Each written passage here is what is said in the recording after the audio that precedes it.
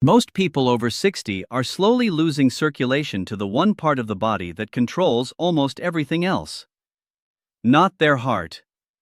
Not their brain. Their pelvis. And the cause is something you are probably doing right now. Sitting. Not for a few minutes. For hours. Every single day. Breakfast. The news. Your phone. The couch. And it feels like rest. But what is actually happening inside your body during all that sitting is the opposite of restful. When you stay seated for long periods, your hip joints compress. The natural pathways that carry blood through your pelvis get pinched off. Fresh oxygen stops reaching your hip muscles, your pelvic organs, and the connective tissue that holds everything together. That heavy feeling in your legs at the end of the day. That nagging stiffness in your hips when you finally stand up. Most people blame aging. But what they are actually feeling is poor circulation in a part of the body that has been compressed and ignored for years. I am Dr. Robert Anderson, and today I am going to show you 5 specific exercises that restore that blood flow directly. They are gentle, they are safe, and you do not need a gym, a mat, or any equipment for most of them, but I want you to pay attention to exercise 3 especially. It does something that almost no other movement can do. It uses gravity to actually decompress your hip joint and create space inside it. Most people have never tried anything like it, and the relief is immediate. I will explain exactly how it works when we get there. Let us begin. Exercise 1, the glute walk. This one might look a little unusual, but stay with me because it is one of the most effective things you can do for pelvic circulation. Sit on the floor with your legs extended straight out in front of you. Sit tall. Imagine someone gently pulling the top of your head toward the ceiling. Keep your back straight and hold your arms out in front of you for balance. Now take small steps forward using only your hips. Lift your right hip and shift it forward. Then your left. Right. Left. Right. Left. You are walking on your sit bones. Those are the 2 hard points underneath you. Use them like feet. Let your heels slide, but keep the movement coming from the hips. Walk forward for several paces, then reverse and walk backward. Do this for about 1 minute. Here is what is happening as you do it. Every shift from side to side is manually pumping blood through the entire pelvic basin. It acts like a direct internal massage for the pelvic organs. For men, this is genuinely beneficial for prostate health. For women, it supports pelvic floor function and improves circulation to the gynecological organs. If you have lower back issues, place your hands on the floor beside your hips for support. The movement is the same. The arms just take some of the load off your spine. By the time you finish 1 minute, you should feel warmth spreading through your lower belly and hips. That warmth is circulation returning to areas that have been starved of it. Exercise 2. The sumo stretch. As we age, the inner thigh muscles get very tight. They shorten. They pull on the pelvis. And that pulling is one of the most common hidden causes of lower back pain that people never trace back to its source.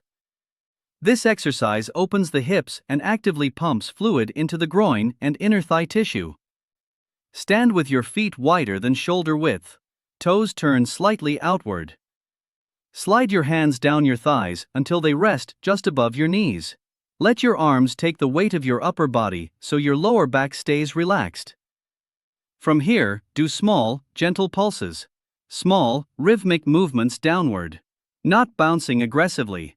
Just a controlled rhythmic squeeze and release. You should feel the inner thighs working and stretching at the same time. After several pulses, slowly press through your heels and straighten back up. Take your time coming up. Rising too fast can make you dizzy. Once you are standing, shake your legs out gently. 4 to 5 repetitions is enough.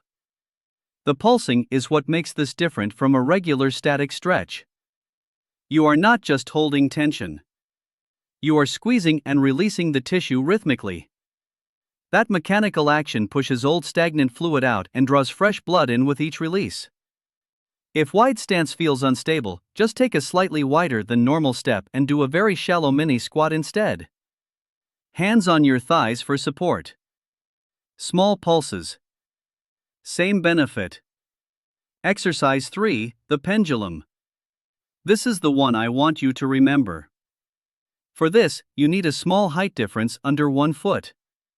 A folded yoga mat works perfectly. So does a thick book or a sturdy slipper. You also need a wall nearby for balance. Stand on the leg that is furthest from the wall. That foot goes on the raised surface. Place your hand on the wall. Your other leg should now be hanging freely with no weight on it at all. Here is the movement. Lift that free leg upward. Bring the knee toward your chest using your own muscle strength. Then let it drop completely. Do not lower it slowly. Just release it. Let it fall and swing like a pendulum. Lift with effort. Drop with total relaxation. Let the momentum carry it. That dropping motion is what creates traction inside the hip joint. The weight of your leg gently pulls the head of the femur slightly away from the socket. For anyone who feels like their hip is jammed or stuck or grinding, this is instant relief. 10 repetitions on each side. If it hurts, you are lifting too high. Bring the knee lower and release. The goal is a free, relaxed swing, not a forceful one. Exercise 4. The towel squeeze. For this you need a bath towel rolled into a firm cylinder. Sit on a sturdy chair with your feet flat on the floor. Sit toward the front edge so your spine is holding itself upright. Place the rolled towel between your knees. Now squeeze the towel with your knees firmly for 2 seconds. Then fully release for 2 seconds. Squeeze. Release. Squeeze. Release. 10 repetitions. 2 sets if you feel comfortable. The inner thigh muscles called the adductors are almost always weak in people who sit for most of the day. When they are weak, your knees become unstable, your hips lose support, and your pelvic floor loses a major source of tension. It depends on. Strengthening these muscles also directly supports bladder control. That connection surprises most people, but the adductors and the pelvic floor share the same fascial system. When one strengthens, the other gets support too. Exhale as you squeeze. Inhale as you release. Do not hold your breath. If you feel cramping in the inner thigh, stop immediately and rub the muscle gently. These muscles may not be used to working. Start with light pressure and build over several days. Exercise 5. The figure 4 stretch. Lie on your back near a wall. Place your feet flat on the wall with your knees bent. Now take one foot and rest that ankle across the opposite thigh just above the knee. Your legs should form the shape of the number 4. Reach your hands through the gap between your legs and gently hold the thigh of the leg that is still on the wall. Slowly draw both legs slightly closer toward your chest until you feel a deep stretch in the hip and buttock of the crossed leg. Hold there. Close your eyes. Breathe slowly. Let the muscle release on its own. This is targeting the piriformis, a deep muscle buried inside the buttock that almost every seated person carries knotted with tension. When it is tight, it compresses the sciatic nerve. It restricts hip rotation. It limits your stride when you walk. Hold for 30 to 60 seconds on each side. When you are done, roll slowly to one side and use your hands to push yourself up. No rushing. These 5 movements together take about 15 minutes. They are not hard. But done consistently, they change how your hips feel in a way that most people have not experienced in years. Here is what I need you to understand before you go.